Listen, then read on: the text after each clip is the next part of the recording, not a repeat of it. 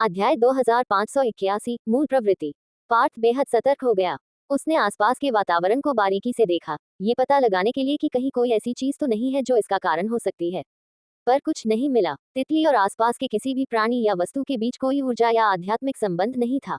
और जैसे ही सैम का ध्यान भटकाने का काम खत्म हुआ, ठीक उसी समय जब वह ध्यान केंद्रित करने ही वाला था, तितली उससे दूर चली गई। पार्थ ने उसे ध्यान से देखा और ठीक उसी समय जब वह सैम के तीर पर फिर से बैठने ही वाली थी, झटका उंगली के एक झटके से अदृश्य शक्ति ने तितली पर हमला कर दिया। वह धूल और धुएं के एक झटके में गायब हो गई। वह चमकीली और लगभग अलौकिक थी और वह सीधे सैम की ओर उड़ गई। उसने सहज ही अपनी नाक बंद कर ली ताकि वह धुआं अंदर न ले ले, पर कोई फर्क नहीं पड़ा। धूल और धुआं उसकी त्वचा को छूते ही गायब हो गए और सैम के दिमाग पर किसी ऐसी चीज का कब्जा हो गया जिसे उसने सोचा था कि वह बहुत पहले जीत चुका है। एक ऐसी स्त्री की छवि उसके मन में उभर आई जिसे वह कभी नहीं भूल पाया था। उसकी धड़कन तेज हो गई। उसे लगा जैसे उसके अंदर एक भयंकर आग भड़क उठी हो। रक्त संचार थोड़ा बदल गया। उसे महसूस हुआ कि रक्त उसके शरीर के किसी खास हिस्से की ओर बह रहा है। सैम ने अपना सिर हिलाया और ध्यान लगाने की कोशिश की। उसने अपने मन और शरीर को शांत करने का प्रयास किया, लेकिन वह ऐसा नहीं कर सका। उसे ऐसा लगा जैसे कोई कामुक कुत्ता कामोत्तेजक दवा खा चुका हो। उस पर वासना का ऐसा आवेश छा गया। उसे पहले कभी न महसूस हुई सुख की तीव्र इच्छा हुई। उसने धनुष नीचे रख दिया और तुरंत जमीन पर बैठ गया। उसने अपनी आंखें बंद कर ली और ध्यान लगाने की कोशिश की। ये सब क्या हो रहा है? उसने खुद से बुदबुदाया और गहरी सांसें ली। हालांकि उस क्षण उसके शरीर में मौजूद सभी पशुवत रक्तधाराएं उग्र हो उठी। पशुओं और मनुष्यों या किसी भी अन्य मानवाकार सजीव प्राणी के बीच एक मुख्य अंतर यह है कि सजीवता कुछ जंगली प्रवृत्तियों को शांत कर देती है। हालांकि ये जानवर अपनी असाधारण साधना के बावजूद एक तरह से अपनी सहज प्रवृत्ति के गुलाम हैं। और हालांकि इन जानवरों के वंश से उत्पन्न ये सहज प्रवृत्तियां अब तक सैम को युद्ध जीतने और कई जानवरों को वश में करने में सहायक रही हैं, लेकिन अब ये उसके लिए अभिशाप बन गई हैं। वासना जानवरों की सबसे नीच प्रवृत्तियों में से एक रही है और इस समय सैम को किसी भी जानवर की कल्पना से 10 गुना अधिक वासना महसूस हो रही थी। उसकी त्वचा थोड़ी लाल हो गई और सैम को अपने जन्नांगों में हल्का दर्द भी महसूस हुआ। वह आंधी में पत्ते की तरह कांप रहा था। वह बेकाबू हो गया था। पार्थ ने आगे बढ़कर सैम के सिर पर हाथ रखा। उसने अपनी आंखें बंद कर लीं और एक पल के लिए दोनों की आत्माएं आपस में जुड़ गईं। एक झटके की तरह सैम हिल गया। उसे बहुत पसीना आ रहा था, हालांकि उसका शरीर थोड़ा शांत हुआ। वह जोर जोर से हौंफ रहा था और चमकीले नीले आकाश को देखते हुए जमीन पर लेट गया। मेरे साथ आखिर क्या हुआ? इस बार उसने जोर से पूछा। पार्थ ने एक बार फिर सैम और आसपास का जायजा लिया। कुछ पता नहीं, मुझे कुछ भी महसूस नहीं हो रहा है। और यह सुनकर सैम के मन में तुरंत कुछ विचार आया।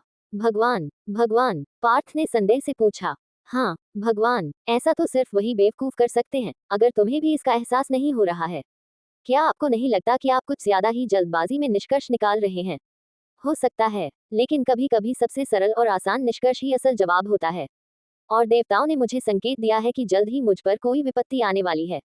तो शायद यही वो विपत्ति हो। अचानक कामुकता का विस्फोट, यही आपकी विपत्ति है? पार्थ ने अविश्वास से पूछा, क्योंकि यह विपत्ति जैसा नहीं लग रहा था। लेकिन सैम के विचार अलग थे। कामुकता एक मूल प्रवृत्ति है, और एक मूल प्रवृत्ति हमेशा उस व्यक्ति के लिए खतरनाक होती है जो इसे महसूस करता है, अगर वह इसे नियंत्रित नहीं कर पाता। अभी मैं इसे नियंत्रित नहीं कर सका, कम से कम उतनी जल्दी नहीं जितनी मैं चाहता था। ये निश्चित रूप से एक विपत्ति है। दोनों एक पल के लिए चुप रहे। अभी तक काम ठीक चल रहा है। प्रोडक्शन टीम को योजना के अनुसार काम करने दें। अगर कुछ भी हो तो मेरे शैडो माउस का उपयोग करके मुझसे संपर्क करें।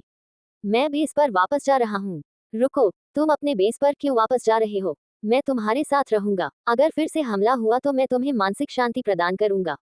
तुम सिर्फ एक घटना के आधार पर निर्णय नहीं ले सकते। क्या पता ये दूसरे क्षेत्रों की योजना हो। सैम एक पल के लिए झिझका। आमतौर पर वह अपनी अंतरात्मा की आवाज सुनता था। चाहे किसी की साधना उससे कितनी भी ऊंची क्यों न हो, वह हमेशा अपनी अंतरात्मा पर भरोसा करता था। और उसकी अंतरात्मा कभी भी संयोगों को महत्व नहीं देती थी। मुझे इसका परीक्षण करना होगा। यही एकमात्र तरीका है जिससे मैं निश्चित हो सकता हूँ। सैम हस्तिन को छोड़कर मुख्य अड्डे पर वापस चला गया। जैसे ही वह वहां पहुंचा, उसने अपने चारों ओर 2 तितलियां देखी। पहली तितली के विपरीत, इन तितलियों को नष्ट किए बिना ही वे स्वतः ही फट गईं और सैम ने उस धुएं और धूल को सोख लिया। सैम ने तुरंत छाया सम्मेलन को सक्रिय किया, खुद को शुद्ध छाया में परिवर्तित किया और छाया पोर्टल में प्रवेश कर गया। उसने सोचा कि सम्मेलन रूप, जो शारीरिक विशेषताओं को लगभग समाप्त कर देता है, शायद उसकी मदद करेगा, लेकिन ऐसा नहीं हुआ। इसके बजाय इसने उसकी एकाग्रता को बहुत अधिक भंग कर दिया। उसका सम्मेलन रूप पर्याप्त स्थिर नहीं था। हालांकि उसने खुद को तैयार किया। उसने छाया जगत से आने वाली बाहरी छाया ऊर्जा का प्रतिरोध करना बंद कर दिया और उसे अपने शरीर में प्रवेश करने दिया। वह ऊर्जा, जिसका वास्तविक समय में परिष्करण नहीं हो रहा था, ने उसे इतना दर्द दिया कि वह वास्तव में उस स्थिति से बाहर निकल आया। उसे अभी भी वे विचार आ रहे थे, लेकिन वह उनमें खोया हुआ नहीं था। अंततः सैम का दिमाग शांत हुआ। वह पोर्टल से बाहर आया और अपने टीम के सदस्यों और प्रबंधकों से संपर्क करके उन्हें नई स्थिति की जानकारी दी। इस बीच दिव्य लोकों से बहुत दूर स्वर्गीय लोक में ओलंपस पर्वत पर ज्यूस अपने सिंहासन पर बैठा एक स्क्रीन के माध्यम से सैम को देख रहा था। ये छोटा बदमाश, यह इतना भाग्यशाली कैसे हो सकता है? इसकी सहज बुद्धि हमेशा सही कैसे होती है? वह झुंझलाहट में खुद से बुदबुदाया। उसका मन कर रहा था कि वह अपनी झुंझलाहट दूर करने के लिए पूरी दुनिया पर विपत्ति ला दे, लेकिन उसने खुद को शांत किया और कहा, जितना चाहो संघर्ष करो। 7 विपत्तियां, ये तो बस पहली है। तुम इसे पार नहीं कर पाओगे। अध्याय 2582 अभिमान। सैम ही अकेला नहीं था जो वासना की भावना से जूझ रहा था। अन्य खिलाड़ियों की भी अपनी अपनी विपत्तियां थीं। दूर विजय प्राप्त ग्रहों में से एक में डेयस ने यहाँ अपना दबदबा मजबूती से जमा लिया था। अधिकांश खिलाड़ियों के विपरीत, जिन्हें अपना ख्याल खुद रखना पड़ता था, डेयस को ज्यूस अकादमी का हर काम में पूरा समर्थन प्राप्त था। इसलिए उसे अपने वफादार अधीनस्थों को खोजने की भी ज्यादा जरूरत नहीं पड़ी। इससे उसका प्रभाव अपेक्षाकृत ऊंचा बना रहा और उसे इसके लिए ज्यादा मेहनत भी नहीं करनी पड़ी। इस विशेष ग्रह पर उसने 90% से अधिक संसाधनों पर नियंत्रण कर लिया। उसने इस ग्रह को आधार बनाकर यहाँ की मूल आबादी का इस्तेमाल करके इस क्षेत्र के अन्य ग्रहों के एक बड़े हिस्से पर कब्जा कर लिया। उसने अन्य अकादमियों के छात्रों के साथ भी सहयोग किया और परोक्ष रूप से कुछ अन्य क्षेत्रों पर भी कब्जा कर लिया। सैम के जाने के बाद ये कहना गलत नहीं होगा कि डेयस ने बाकी सभी से बहुत बड़ी बढ़त हासिल कर ली। केवल अन्य खिलाड़ी ही उससे प्रतिस्पर्धा करने में सक्षम थे, लेकिन उनमें भी क्षेत्र के मामले में उसका अपेक्षाकृत अधिक दबदबा था। आमतौर पर दया उस खुशी से झूम उठता और कुछ पल के लिए वह सचमुच बहुत खुश था। लेकिन इस समय दया उस अपनी तबाह हो चुकी चौकी को अविश्वास भरी निगाहों से देख रहा है। वह इतना क्रोधित है कि किसी भी क्षण उसका गुस्सा फूट सकता है। जो किला उसने कुछ दिन पहले ही बनाया था, वह पूरी तरह से नष्ट हो चुका है। अब वह खंडहर में तब्दील हो चुका है। जिन संरचनाओं को बनाने में उसने बड़ी मेहनत की थी, वे भी चकनाचूर हो गई हैं। छात्रों और भाड़े के सैनिकों के दर्जनों शव जमीन पर पड़े हैं। मूल निवासियों की बात करें तो हैरानी की बात यह है कि इस सब में सबसे कमजोर पक्ष होने के बावजूद वे मरे नहीं। वे घायल हुए और उनमें से कुछ तो गंभीर रूप से घायल हो गए, लेकिन कोई भी नहीं मरा। और यह सब कुछ उन कुछ घंटों के भीतर हुआ जब दयाउस अपने अड्डे से गायब हो गया। वह वाइट के साथ अपनी विस्तार योजनाओं पर चर्चा करने के लिए ही बाहर गया था। वे पहले ही द्वितीय श्रेणी में अपनी जगह बना चुके थे। उन्होंने अन्य कमजोर अकादमियों से कुछ क्षेत्र भी छीन लिए थे। वे दिव्य लोक दीक्षा के शिखर पर पहुंच चुके थे। वे तृतीय श्रेणी के क्षेत्रों पर हमला करने और सैम की तरह अंक बटोरने के लिए तैयार थे। सैम की अनुपस्थिति में वह अपनी उत्कृष्टता साबित करने और वह सम्मान प्राप्त करने के कगार पर था जिसका वह हकदार था। वह अपनी महिमा का आनंद लेने के लिए तैयार था। लेकिन अब ये हुआ, उसने अपने एक जीवित और सुरक्षित अधीनस्थ को पकड़ लिया। यहाँ क्या हुआ? किसने किया? अधीनस्थ लगभग बेहोश था और जवाब देने में असमर्थ था। दयाउस ने उसे जगाने के लिए एक हल्का सा झटका दिया।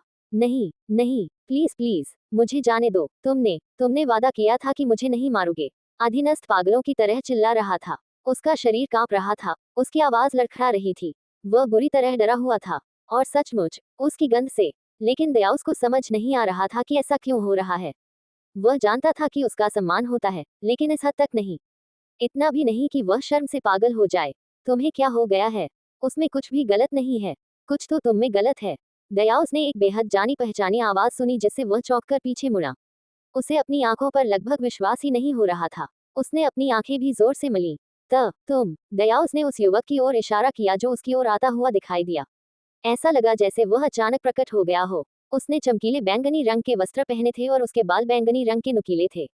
वह बहुत आकर्षक लग रहा था। उसकी नाक लगभग आसमान की ओर उठी हुई थी और उसके कंधे पर एक भाला रखा था। कम से कम ठीक से बोलो तो सही। तुम निकम्मे मूर्ख। युवक ने दयाउस को घूर कर देखा, लेकिन इसके लिए दयाउस को दोष देना भी ठीक नहीं था, क्योंकि दयाउस जिसे देख रहा था वह असल में उसी की परछाई थी। बस एक अतिरिक्त बैंगनी चमक और उसके चेहरे पर छपा हुआ घमंड ही अलग था। और दयाउस सहज रूप से समझ गया, यह कोई क्लोन या जुड़वा नहीं है। ये निश्चित रूप से वही है, बस किसी दूसरे शरीर में, जो कि असंभव होना चाहिए था। क्या अपना ही चेहरा देखकर हैरान हो गए? उस धोखेबाज ने पूछा, तुम कौन हो? दयाउस आखिरकार होश में आया। मैं तुम ही हूँ। मैं दयाउस हूँ। जानते हो, बस तुमसे थोड़ा ज्यादा साहसी।